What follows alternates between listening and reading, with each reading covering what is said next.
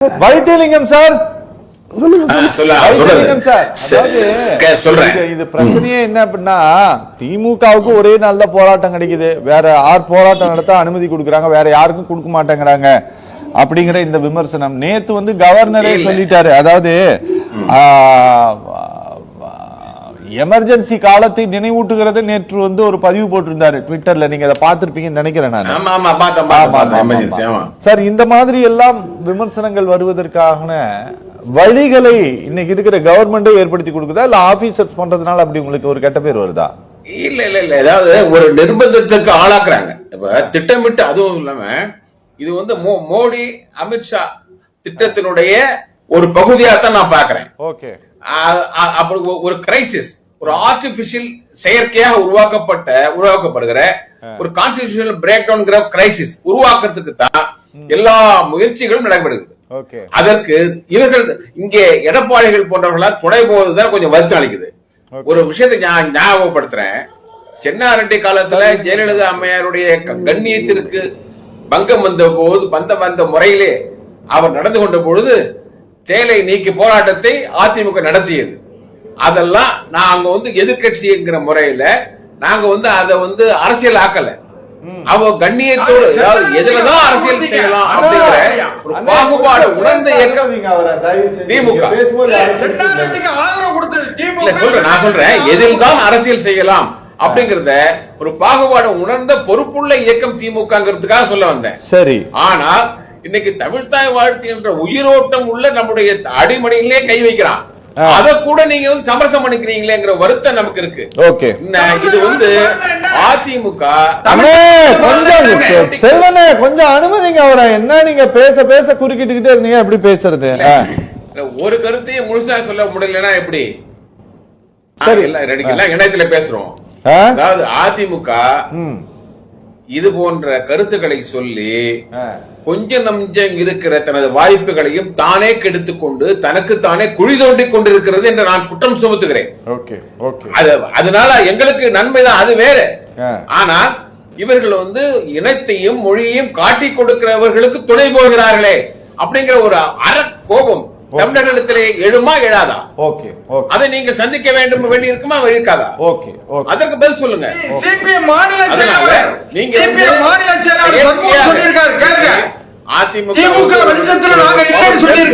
அதிகாரம் இதுல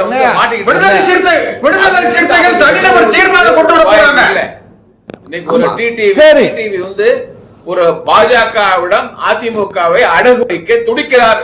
டிடிவி தினகரன், அதற்கு சசிகலா துணை போகிறார், ஓபிஎஸ் துணை போகிறார்.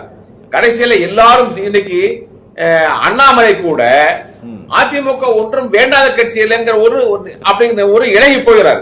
ஆக ஒரு மாபெரும் ஒரு சூழ்ச்சி கூட்டணியை அவர்கள் உருவாக்கி கொண்டிருக்கிறார்கள்.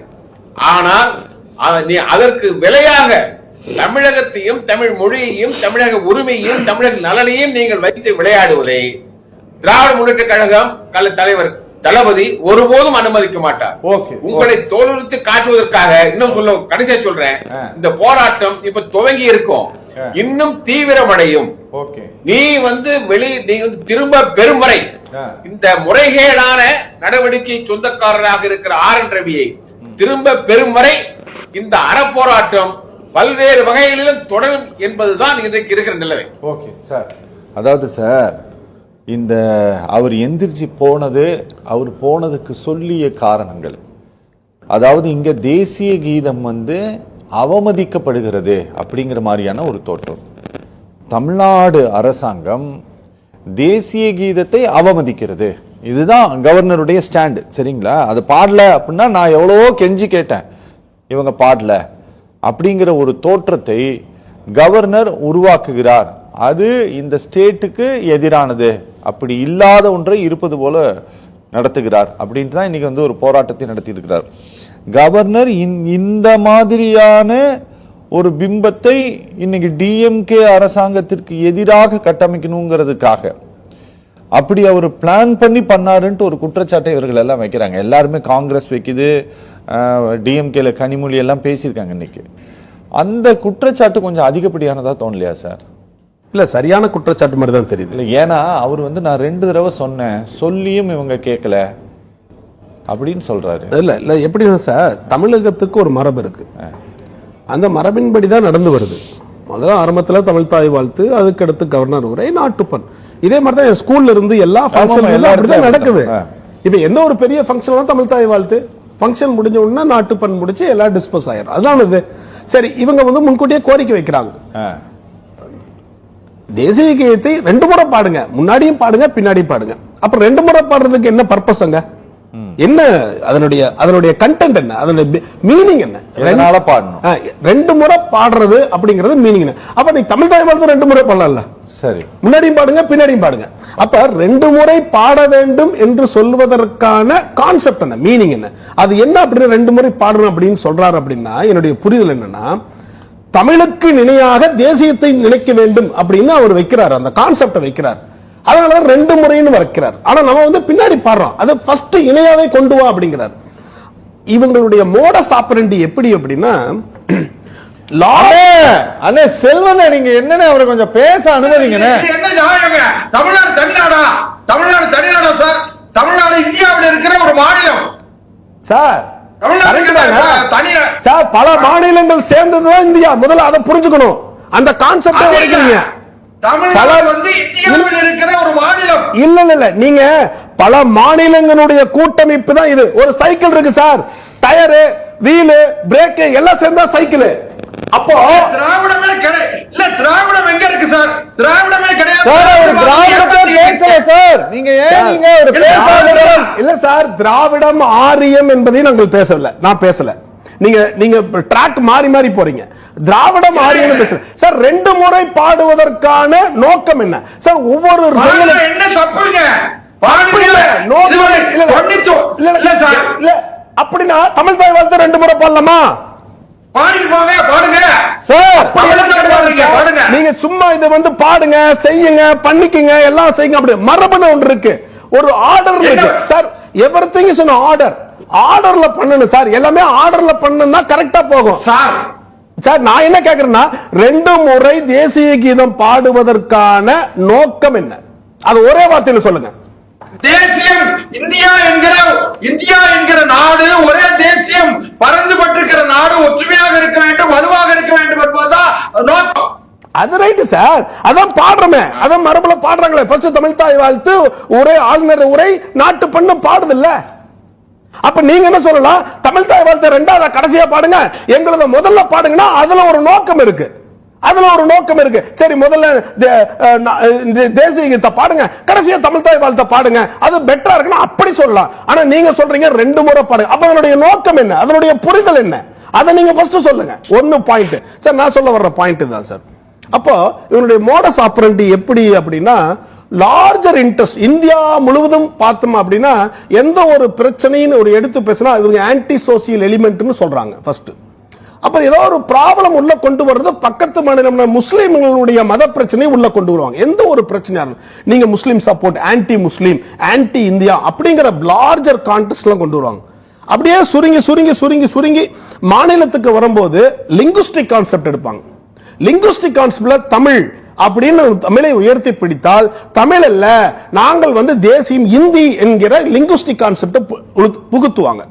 அப்போ லார்ஜர் இன்ட்ரெஸ்ட்ல ஆன்டி சோசியல் எலிமெண்ட், லோக்கல் இன்ட்ரெஸ்ட்ல வந்து லிங்குஸ்டிக் கான்செப்ட். இதுதான் concept.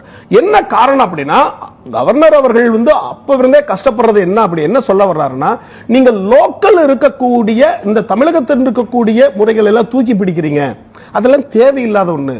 we are as a single unit. எப்போ இந்தியா என்பது சிங்கிள் யூனிட், அதனால அதெல்லாம் விட்டுடுங்க. அதனாலதான் 3 மொழி திட்டமே வருது. இந்தி மொழி திணிப்பு, இந்தி மொழி, இது எல்லாமே அதனுடைய அடுக்குகள் தான். அப்போ இது என்ன சொல்ல வர்றாருன்னா, இந்த தமிழ் எங்க உயர்ந்து உயர்ந்து மேலே போய் தலைநின்று நின்றுமோ, அப்புறம் தமிழகம் என்று சிறப்பாயிருமோ, அந்த கான்செப்ட் அவங்க விரும்பல. அப்ப அந்த கான்செப்ட் விரும்பாதனாலதான் இந்த 2 கான்செப்ட் வருது. என்னது, தேசிய சொன்னதே உங்க திமுகவுடைய தாய் வீடான திராவிடர் கழகம் தான் சார். தமிழை நீசபாசன் சொன்னது பெரியார். தமிழை நீசபாசை யார் சொன்னதுங்க? தமிழை நீசபாசைன்னு பெரியார் சொன்னாரு. பெரியாரா? தமிழை நீசபாசை என்று சொல்லுவது இவர்தான் சொல்றாரு, சங்கராச்சாரியர் அவர்கள் தான் சொல்றாங்க நீசபாசை. Sir Periyar sir Periyar Tamil sir இங்க பாருங்க, பெரியார் பார்த்த தமிழ் என்பது அவருடைய பார்வை வேறு, நீங்க அப்படி பார்க்க கூடாது. நான் என்ன சொல்றேன் சார், நான் என்ன சொல்றேன் சார், கடவுள் இல்லை என்று சொல்லக்கூடிய கருத்தை முன்வைத்த பெரியாரினுடைய பார்வை என்பது வேறு, பொதுவான மக்களினுடைய கடவுள் இல்லை என்று சொல்லக்கூடிய பார்வை என்பது, இந்த இரண்டு பார்வையும் வித்தியாசம். அதை நீங்க புரிஞ்சுக்கணும். அதே மாதிரி தமிழ் கேளுங்க sir sir sir sir sir அண்ணே இந்தி மொழிக்கு அண்ணே தயவு செஞ்சு அதை விடுங்கண்ணே. நீங்க என்னன்னு இந்திய எதிர்ப்பு போராட்டத்தை காணித்தனம் சொன்னது தந்தை பெரியார் தான். அதையும் சொல்லுங்க. வழக்கம் போல இங்க இந்த மொழியினுடைய வளர்ச்சிக்கு எவ்வளவு நிதி ஒதுக்குறாங்க அப்படிங்கறத பேசணும்னா அது அந்த கணக்கு எல்லாமே உங்களுக்கு எதிரானதா இருக்குது.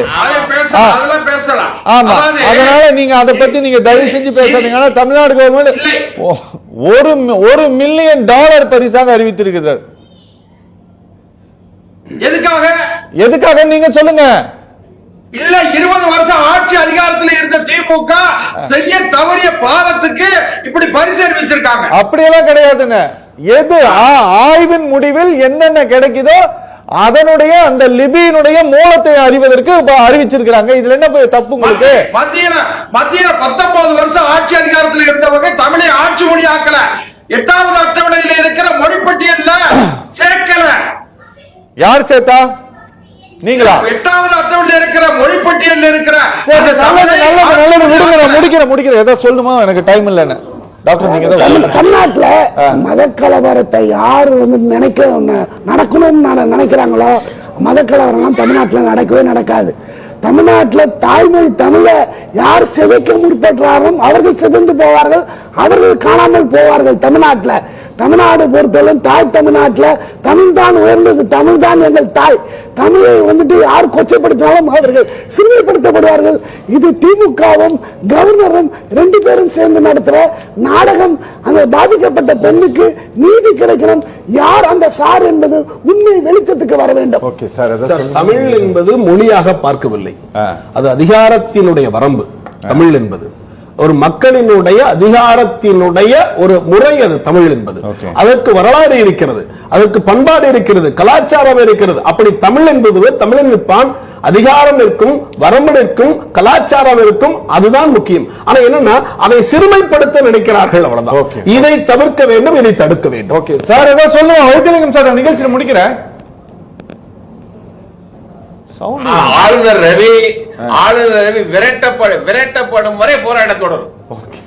செல்வம் சார், ஆளுநரை